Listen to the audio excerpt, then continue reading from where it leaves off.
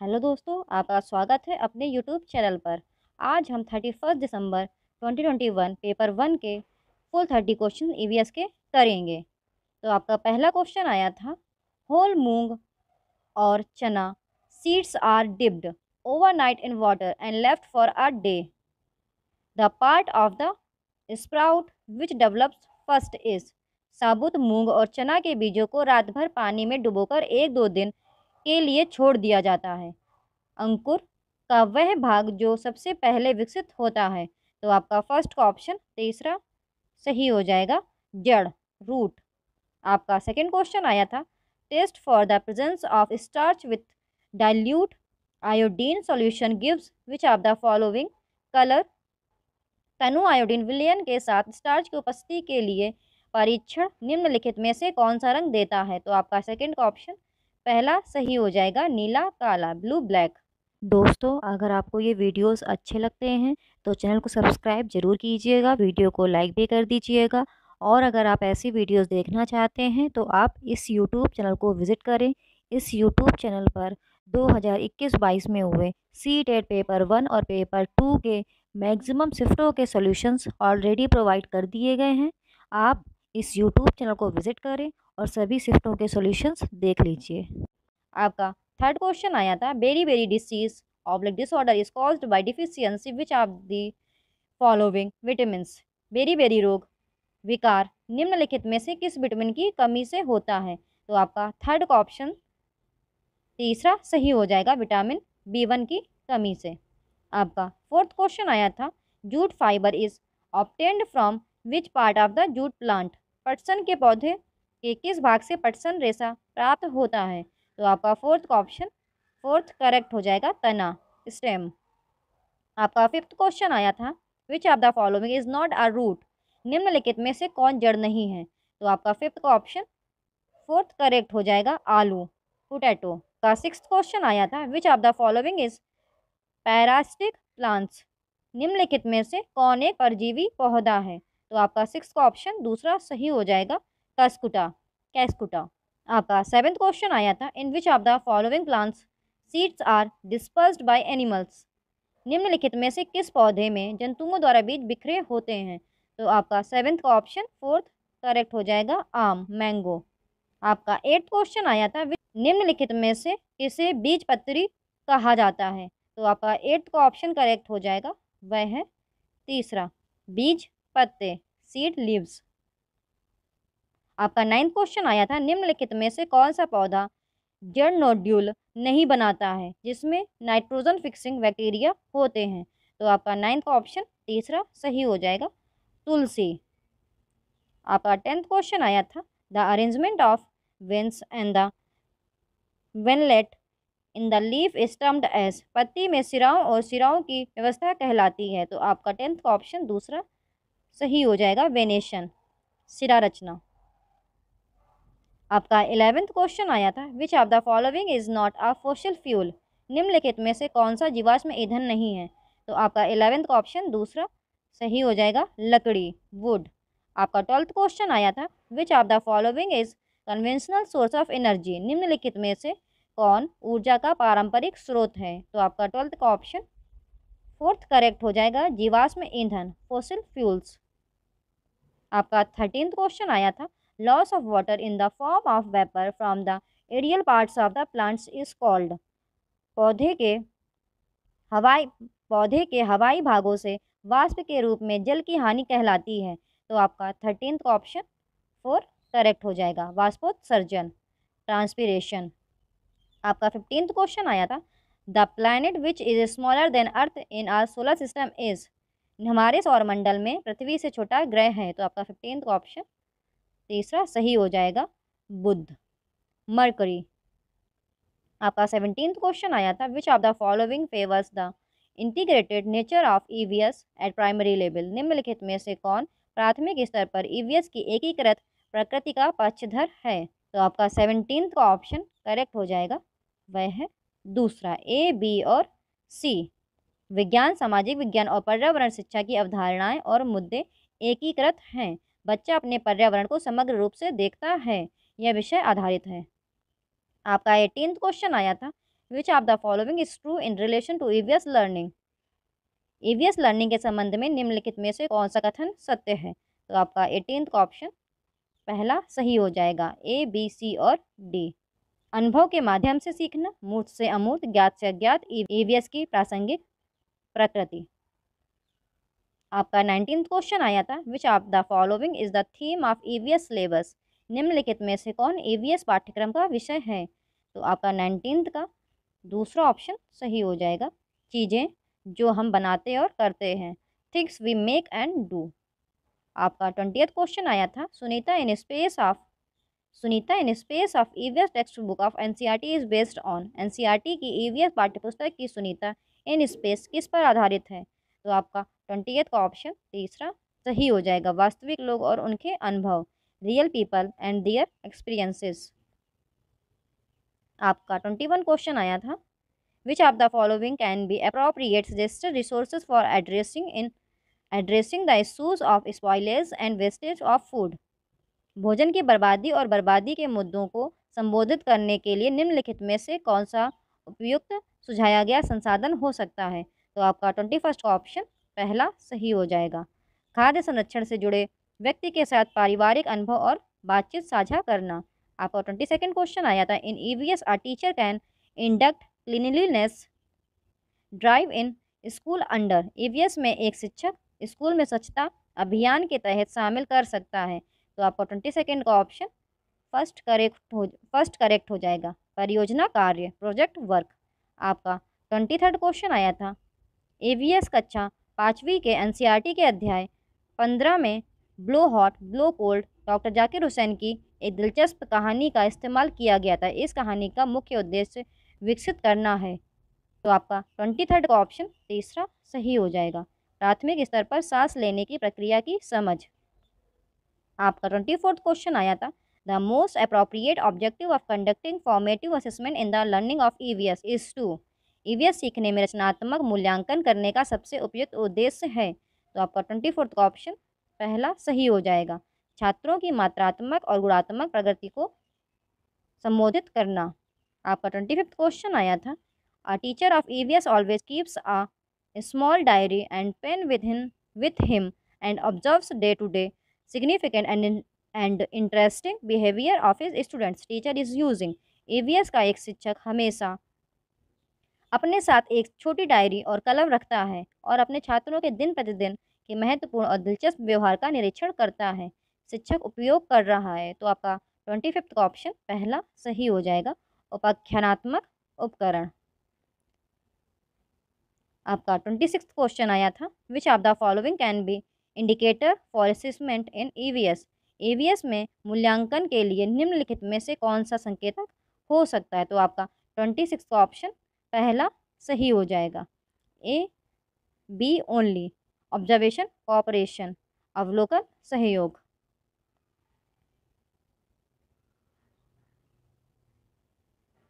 आपका 27th question आया था, the real challenge for an EVS teacher in his classroom is. एक EVS शिक्षक के लिए उसकी कक्षा में असली चुनौती है। तो आपका 27th का ऑप्शन तीसरा सही हो जाएगा, छात्रों को उनके सीखने के अवसर प्रदान करना, providing opportunities to students for their learning. आपका 28th क्वेश्चन आया था, which one of the effective resource of learning EVS.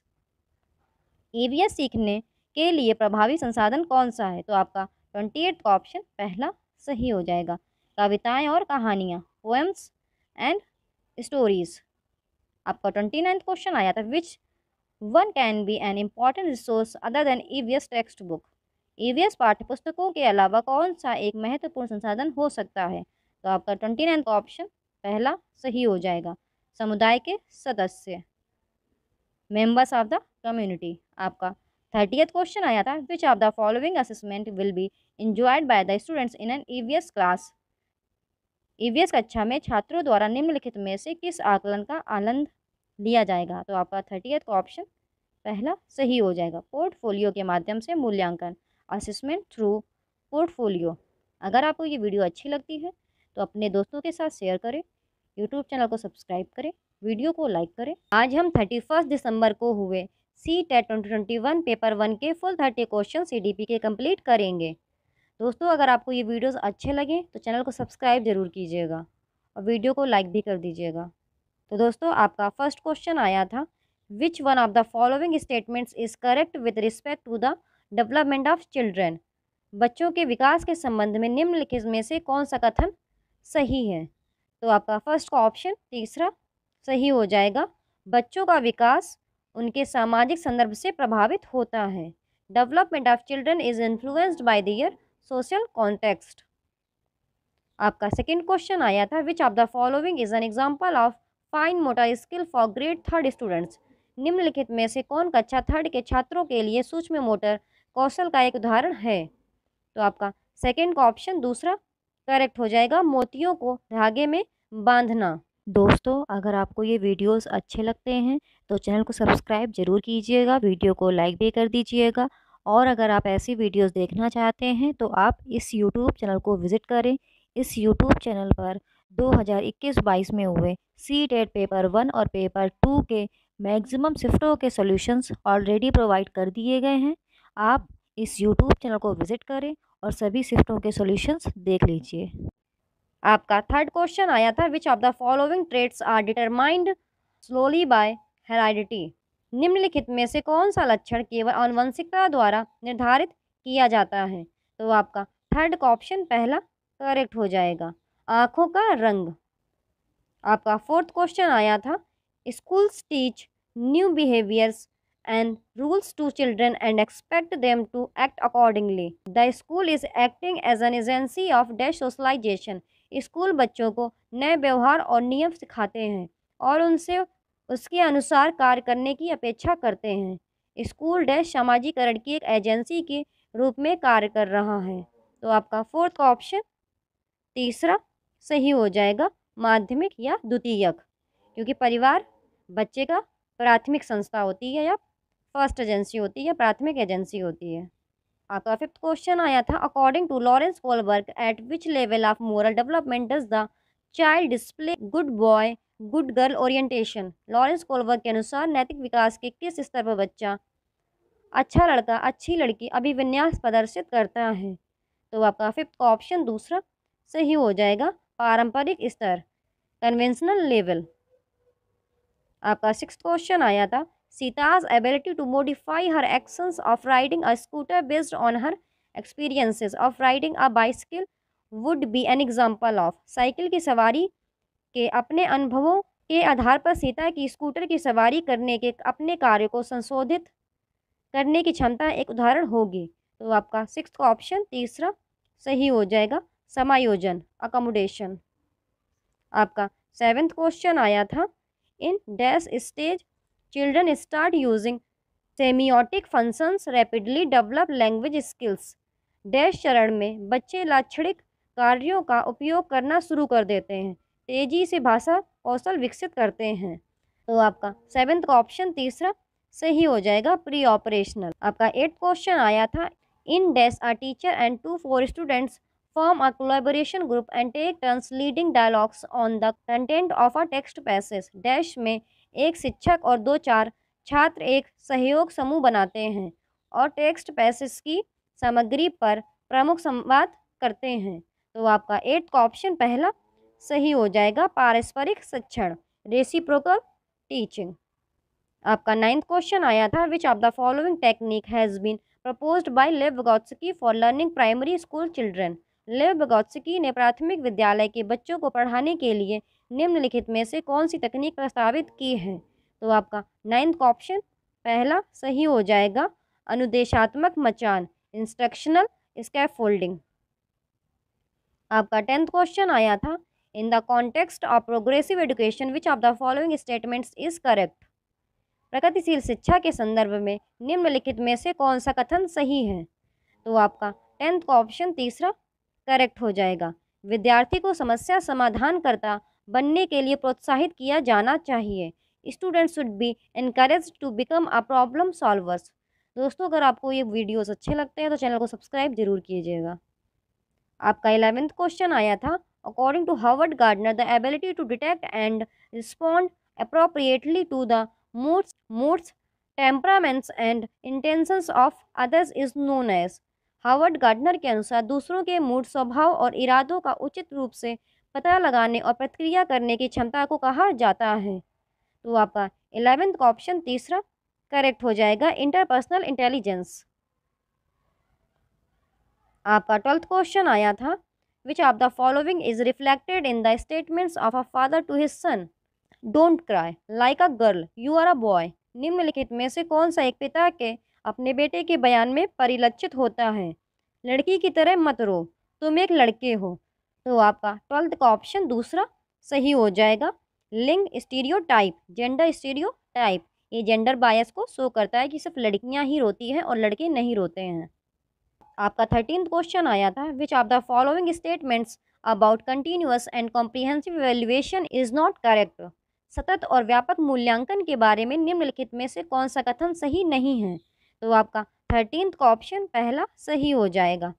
शिक्षकों के लिए बार बार शिक्षार्थियों का परीक्षण करना एक आसान तरीका है। It is an easy way for teachers to test learners frequently. आपका 14th क्वेश्चन अजर्शन एंड रीज़न वाला दिया गया था। तो आपका अभिकथन दिया गया था, एक शिक्षक को कक्षा की सामाजिक, सांस्कृतिक, धर्म और भाषाई विविधता को समझना चाहिए। कारण दिया गया था, कक्षा में शिक्षार्थियों का एक सजातीय समूह होता है। सही विकल्प चुनें। तो आपका 14th का ऑप्शन तीसरा सही हो जाएगा, A is true but R is false. A सच है लेकिन आर गलत है। आपका 15th क्वेश्चन आया था, प्रियंका यूजेस विविग्योर to make the students learn the sequence of 7 colours in a rainbow. This strategy for memorising the sequence of colours is called. छात्रों को इंद्रधनुष में 7 रंगों का क्रम सिखाने के लिए प्रियंका विविग्योर का उपयोग करती है। रंगों के क्रम को याद रखने की इस रणनीति को कहा जाता है। तो आपका 15th का ऑप्शन दूसरा सही हो जाएगा, नियमोनिक्स। आपका 16th क्वेश्चन आया था, which of the following is a correctly matched pair? निम्नलिखित में से कौन सा सही सुमेलित युग्म है? तो आपका 16th का ऑप्शन दूसरा करेक्ट हो जाएगा, डिसलेक्सिया, पाठ पढ़ने में कठिनाई। Dyslexia, difficulty in reading text. आपका 17th क्वेश्चन आया था, सीखने की अक्षमता वाले छात्रों को शामिल करने के सफल कार्यान्वयन के लिए निम्नलिखित में से कौन सी रणनीति प्रभावी है? तो आपका 17th का ऑप्शन तीसरा करेक्ट हो जाएगा, फर्स्ट एंड सेकंड। सामग्री के प्रतिनिधित्व के कई साधनों का उपयोग, छात्रों की ज़रूरतों के अनुसार व्यक्तिगत शैक्षिक योजना को बढ़ावा देना। आपका 18th क्वेश्चन आया था, आपकी कक्षा के एक छात्र को विचार व्यक्त करने में समस्याओं का सामना करना पड़ता है और अक्सर स्कूल की मुख्य धारा की भाषा और अपने गृह नगर में बोली जाने वाली बोली के बीच स्विच करता है। एक शिक्षक के रूप में आपको चाहिए। तो आपका 18th का ऑप्शन तीसरा सही हो जाएगा, समान शब्द अर्थ को लक्ष्य भाषा में धीरे धीरे पेश करें। Introduce similar words meanings in the target language gradually. आपका 19th क्वेश्चन आया था, इन एन इंक्लूसिव क्लासरूम, एक समावेशी कक्षा में। तो आपका 19th का ऑप्शन फोर्थ करेक्ट हो जाएगा, विशेष आवश्यकता वाले छात्र मुख्य धारा की शिक्षा प्रणाली के भीतर सीखते हैं और सभी की पूर्ण भागीदारी के लिए सभी बाधाओं को दूर करने की प्रतिबद्धता है। आपका 20th क्वेश्चन आया था, Saurabh shows the following characteristics in the inclusive classroom, these are an indications of. Saurabh समावेशी कक्षा में निम्नलिखित विशेषताओं को दर्शाता है। ये संकेत हैं, पढ़ते समय पुस्तकों को अपने बहुत पास या दूर रखता है, बार बार झपकता है और आंख बंद करता है या आंख में लाली होती है, चॉक बोर्ड पर सामग्री को गलत तरीके से पढ़ता है। तो आपका 20th का ऑप्शन दूसरा सही हो जाएगा, दृश्य हानि, विजुअल इम्पेयरमेंट। आपका 21st क्वेश्चन आया था, which of the following features is not prescribed in the national education policy 2020? निम्नलिखित में से कौन सी विशेषता राष्ट्रीय शिक्षा नीति 2020 में निर्धारित नहीं है? तो आपका 21st का ऑप्शन फोर्थ करेक्ट हो जाएगा। शिक्षकों को बच्चों में अनुपालन को बढ़ावा देने के लिए पुरस्कार और दंड के उपयोग पर ध्यान देना चाहिए। दोस्तों, अगर आपको ये वीडियोस अच्छे लगते हैं तो चैनल को सब्सक्राइब जरूर कीजिएगा। आपका 22nd क्वेश्चन आया था, the curriculum in school should follow the curriculum principle of moving from dash to dash and from to dash dash. स्कूलों में पाठ्यक्रम को डैश से डैश और डैश से डैश तक जाने के लिए पाठ्यक्रम सिद्धांत का पालन करना चाहिए। तो आपका 20 सेकेंड का ऑप्शन तीसरा सही हो जाएगा, मूर्त अमूर्त स्थानीय वैश्विक। आपका 23rd क्वेश्चन आया था, एक शिक्षिका अपने विद्यार्थियों को पढ़ने की पहल के लिए कलम, बाग, पानी जैसे अर्थपूर्ण शब्दों को पहचानने के लिए प्रोत्साहित करती है। यह शिक्षा शास्त्र सीखने के किस सिद्धांत में स्थित है? तो आपका 23rd का ऑप्शन 4th करेक्ट हो जाएगा, रचनावाद। आपका 24th क्वेश्चन आया था, conceptual changes in children's thinking should be encouraged by. बच्चों की सोच में वैचारिक परिवर्तन को प्रोत्साहित किया जाना चाहिए। तो आपका 24th का ऑप्शन दूसरा सही हो जाएगा, कई उदाहरण देना और बच्चों को तर्क करने के लिए प्रोत्साहित करना।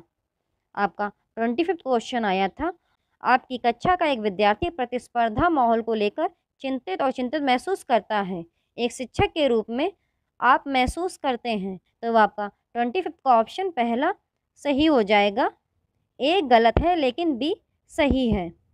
छात्रों की बढ़ी हुई आशंका और बेचैनी के साथ भावनात्मक भय भी हो सकता है, जो छात्रों की एकाग्रता, शक्ति और स्मृति में हस्तक्षेप कर सकता है। आपका 26th क्वेश्चन आया था, अनुसूचित जाति और अनुसूचित जनजाति के बच्चे, पहली पीढ़ी के स्कूल जाने वाले लड़कियां और विकलांग बच्चे शिक्षा तक पहुंचने के मामले में डैश पर हैं। तो आपका 26 का ऑप्शन पहला सही हो जाएगा, वंचित स्थिति, डिसएडवांटेज पोजीशन। आपका 27 क्वेश्चन अजर्शन एंड रीजन वाला आया था। आपका अभिकथन दिया गया था, स्कूलों में सीखना बच्चों के सामाजिक संदर्भ से अलग होना चाहिए। कारण दिया गया था, बच्चों के स्कूल में प्रवेश करने से पहले उनके पास पहले से ही एक अच्छी तरह से परिभाषित शब्दावली और अवधारणा की समझ होती है। तो आपका 27 का ऑप्शन तीसरा सही हो जाएगा, ए सच है लेकिन आर गलत है। आपका 28 क्वेश्चन आया था, एक छात्रा को लगता है कि वह परीक्षा में सफलता हासिल नहीं कर पाएगी और कभी भी अपने प्रदर्शन में सुधार नहीं कर पाएगी, क्षमता के बारे में ऐसी मान्यताएं। तो आपका 28 का ऑप्शन तीसरा सही हो जाएगा, छात्रा को कार्य को छोड़ देने और सीखी हुई असहायता का अनुभव करने का एहसास कराता है। आपका 29 क्वेश्चन आया था, छात्रों को लगातार सीखने के लिए प्रेरित रखने के लिए शिक्षक द्वारा निम्नलिखित में से कौन सी रणनीति सबसे प्रभावी है? तो आपका 29 का ऑप्शन पहला सही हो जाएगा, छात्रों के बीच क्षमता के बारे में वृद्धिशील विश्वास पैदा करना। आपका 30th क्वेश्चन आया था, errors made by children are indicative of. बच्चों द्वारा की गई त्रुटियां इस बात का सूचक हैं। तो आपका 30th का ऑप्शन 4th करेक्ट हो जाएगा, बच्चों की सोचने की प्रक्रिया वयस्कों से गुणात्मक रूप से भिन्न होती है। Children's thinking process which is qualitatively different from that of adults. अगर दोस्तों आपको ये वीडियोस अच्छे लगते हैं तो चैनल को सब्सक्राइब जरूर कीजिएगा, दोस्तों के साथ शेयर भी करिएगा एंड वीडियो को लाइक भी करिएगा। Thank you for watching the video.